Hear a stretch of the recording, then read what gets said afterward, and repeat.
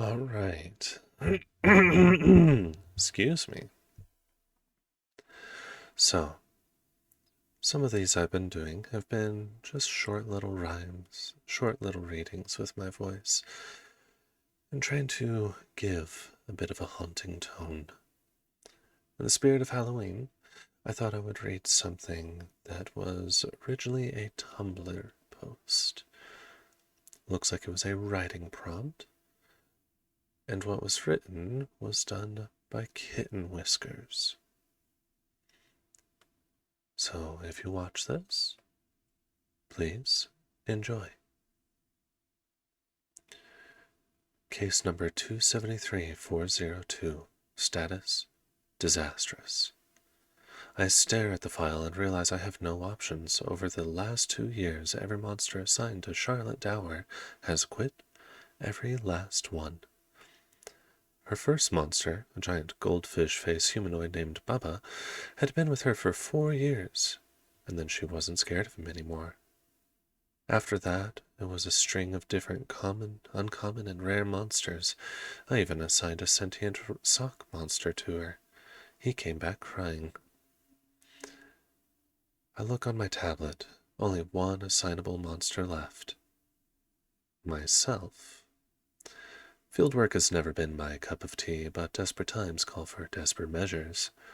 So at 8:03 p.m., after Mrs.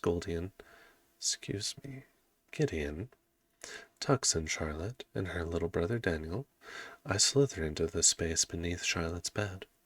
Across the room, underneath Daniel's crib, is a rookie, Chico, a standard creep kind of monster. I turn my attention to the bed above me. Charlotte is still awake, but barely. I reach up and over the bed and run an ice-cold finger over her cheek. Silence. So I do it again. I'm not afraid of you, monster, she whispers, but her voice is shaking. I can see a small clock on the wall. 8:14. A door somewhere in the house slams. There's an audible hitch of breath from above me.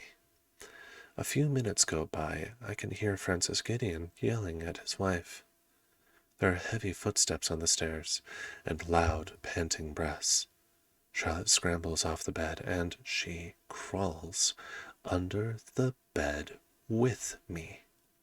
Move over, Charlotte hisses at me. I do. The door to the bedroom slams open, and I smell the stench of human intoxicants before the man even steps inside.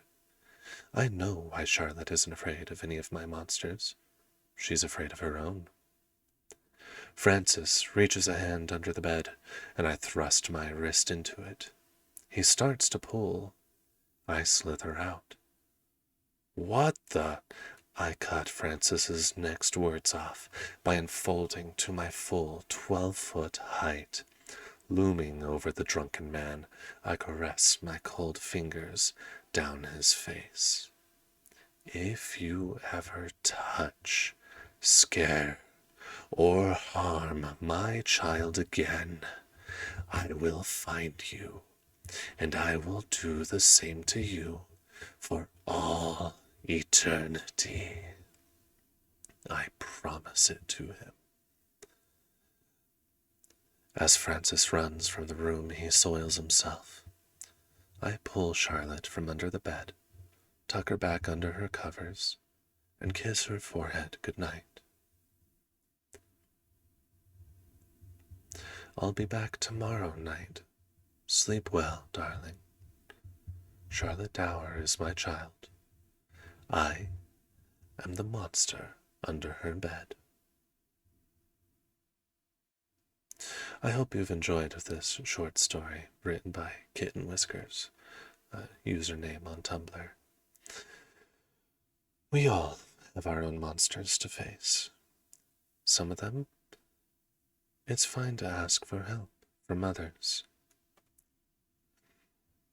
So, in these days, in these trying times, when you are facing your own monster, please remember there is an entire network of individuals who may be willing to help you, but you don't know unless you crawl underneath a bed beside them.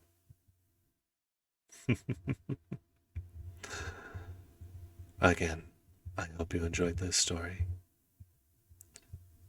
And as always, stay safe and happy Halloween.